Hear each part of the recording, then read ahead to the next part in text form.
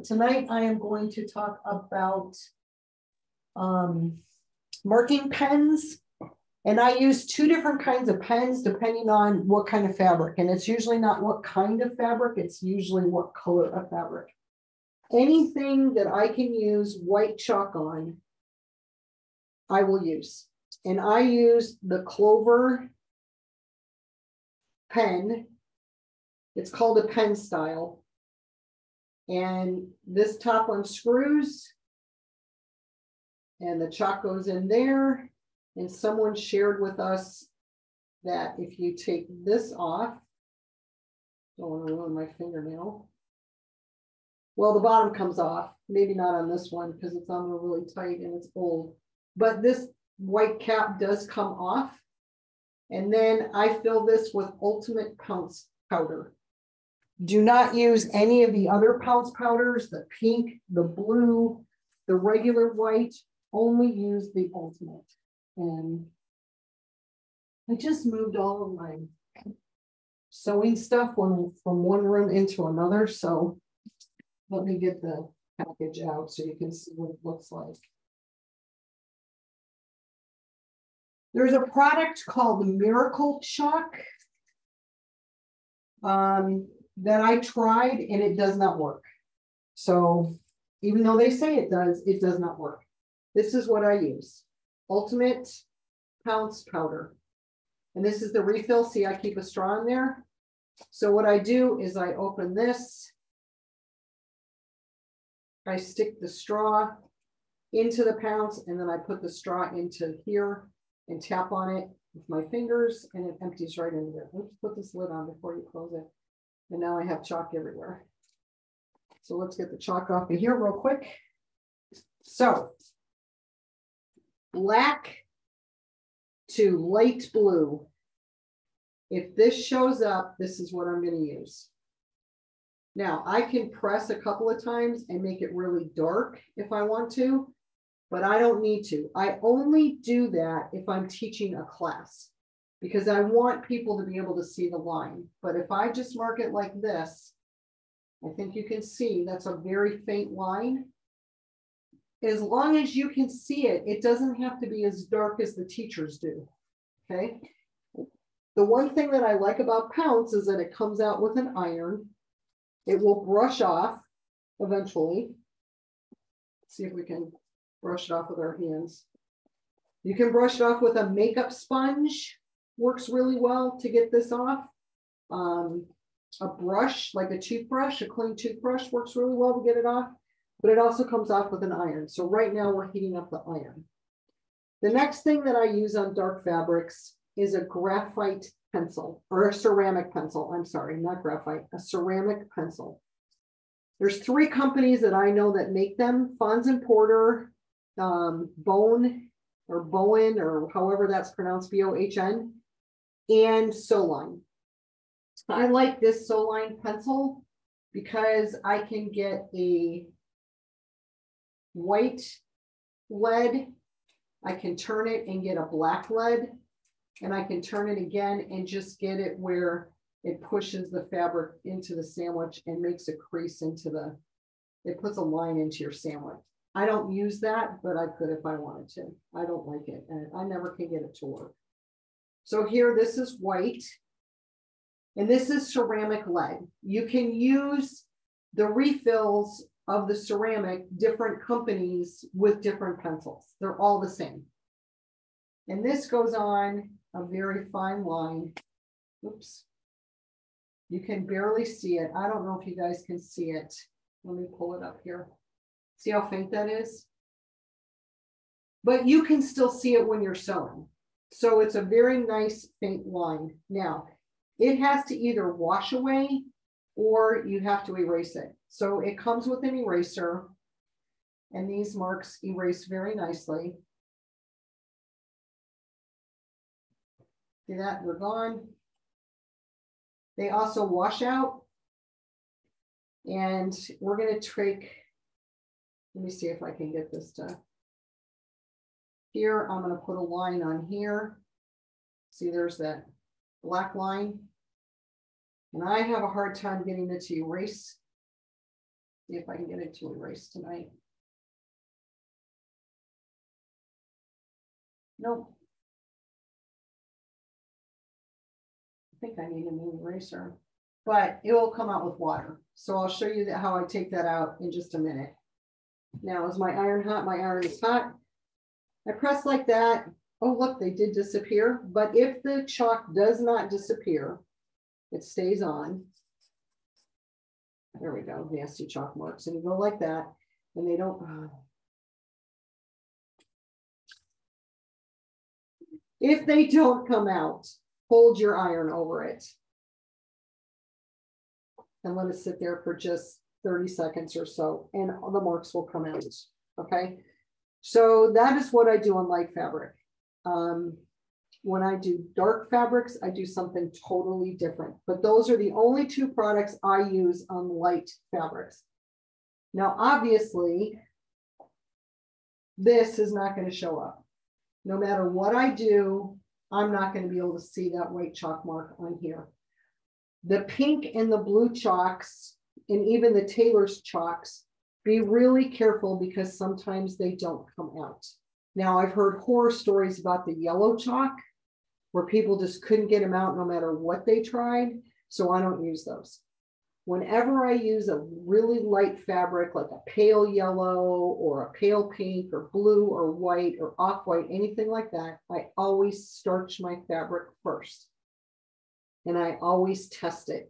And not only do I test the fabric, I test the thread. Because I had a student once who did not test the thread, and the color got into their thread and they couldn't get it out of the thread. It was a cotton thread and they couldn't get it out. So that's just something to be aware of. So I spray starch it and then I press it in so that it's dry. And that to me puts a barrier between the fabric and the marking utensil. And I think they come off easier that way if you do that. Now, I'm going to talk first thing I'm going to talk about is friction pens. And I know there's a huge controversy about friction pens. I personally like using them, but I'm going to tell you which ones I like to use and why. So there's a bunch of different kinds that you may not even know about. There's the original friction pen, which I'm just going to put a line across here. There we go. Has a ballpoint tip. Okay, that's number one. Number two is the friction colors. And these are my favorite, friction colors. It's a little soft marker and it has a point, very pointy. Okay. The next one is also a friction marker. It's called a fine line. Now, when this came out, I thought, oh my gosh, that's the answer to all of my questions or all my problems, because look at that. It's a nice thin line that's perfect. It fits right in the crosshair square. Oh, I love this thing. The tip lasts about 4 or 5 markings, and then the tip starts to disintegrate. So I quickly stopped liking the fine line one. And then there's the highlighter. And that makes a thin line, or you can go like this and make it thicker. And it's just exactly what it says, a highlighter, okay? Here is my unscientific study on the friction pens. This metal part right here, I think it scratches the fabric, which allows the ink to get into the fibers of the fabric and not sit on the top, even though it's a gel, and it should just sit on the top of your fabric.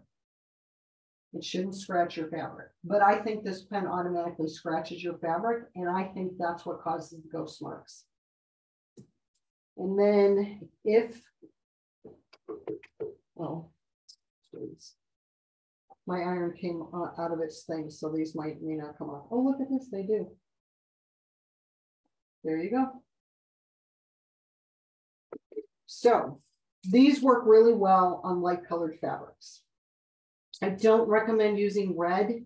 I don't know why, but I don't use red. I use the lightest color I can. There's like a light blue. I use that. I try and use the lightest ones. There's a green, there's a pink. Of course, there's pink. I have to use pink. So those are the friction pens. And lastly, let me see what's in here. These are my colors. This is probably one of my favorites, and that's ultra clean washable markers. Okay, these are made by Crayola. They have to be ultra clean. Okay, ultra clean. They come in thick, chubby ones like for toddlers, and then they come in these really nice ones that are long and sleek. And there we go. This you mark. I'm trying to keep it down on this end because I want to show you something. Okay. Now, here's the cool thing about this. You can actually iron this and it'll still come out.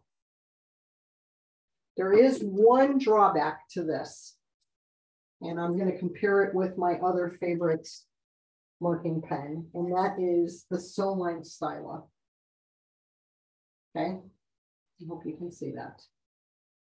The Soline Styla has a ceramic tip on it and a very light blue ink, and it goes on a very fine line. Again, I can see it. Okay, I'm not going to iron it because I haven't tested. Oh, you know what? I'm going to iron this bottom one because I've never tested this. Let's iron it and see what happens. Okay. The thing that I like about the Styla versus the Crayola has to be rinsed out. It doesn't just come out with a drop of water. So for example, I have this Soline water eraser, and the nib gets really wet. And if I put it on the Styla, it literally erases the line, and my entire quilt does not have to get wet. Now let's see if it comes out of where I ironed it. Oh, look at that. It comes right out. So that is the Styla. The water eraser, I don't know if you can see, but here's that faint gray from that black pencil. And this is supposed to take that. Yes? We're not really seeing that. Okay. And it's like, I don't know, there's a glare maybe in the middle, like right in the middle of your hand. Is that worse? That's better right now. Okay. Yeah. Let's see what happens when I put the pen across here. Can you still see this? It's very dark in here. We can see the upper, but the middle part, if you hold it just right, we can see it. There we can. Okay.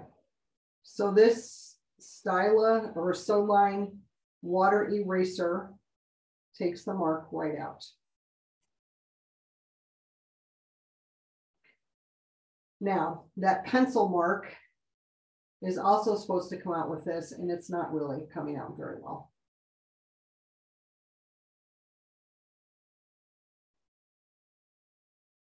Now, let me show you what happens with the Crayola. I'm just going to put the water on it. I'm not going to get the tip on it, okay? See how that smears?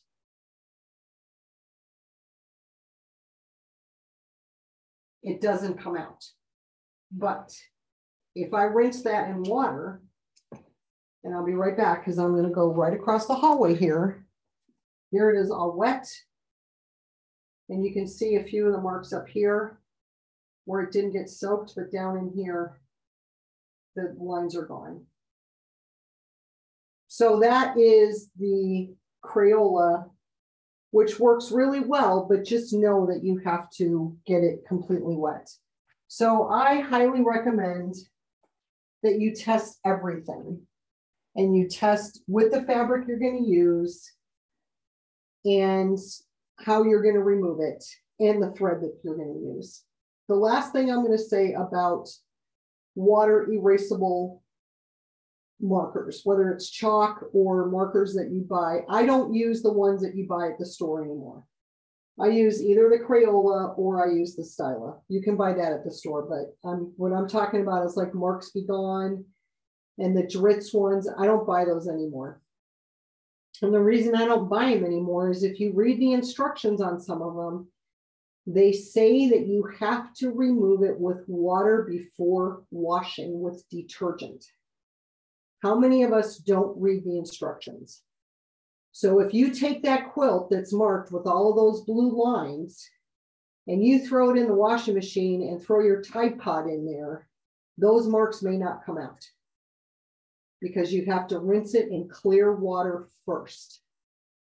So that means no anything to protect your quilt from the colors running or any of that stuff. You have to use just plain water. So that's why I tend to stay away from those. I haven't had any problems with the Ultra Clean markers coming out. I haven't not had any problems with this not coming out. And the very last thing that I use, and I don't use it very often. In fact, I don't even, oh yeah, I do have some, is wash away embroidery tape. Make sure it's wash away. And I've used this when I needed to get a line on a very large area. I've used this tape and I've put it down the entire diagonal of a quilt to get my first line. And then I've used, and I've either stitched right on the edge of it, like treating it like the ditch, or I've stitched right in the middle of it, or I've used the middle to do something else, but then throw it in the washing machine and this tape will disintegrate and leave just your stitches. Don't try and pull the tape out. Let it go through a washing machine. So the last thing that I've used, I said that was the last time. Before I discovered this, I've also used blue painter's tape and put the tape down on a quilt and use that line for whatever it is that I needed to use that line for. It may be a baseline for a design. It may be a straight line for straight line stitching. So those are all of my comments on marking utensils. So if anybody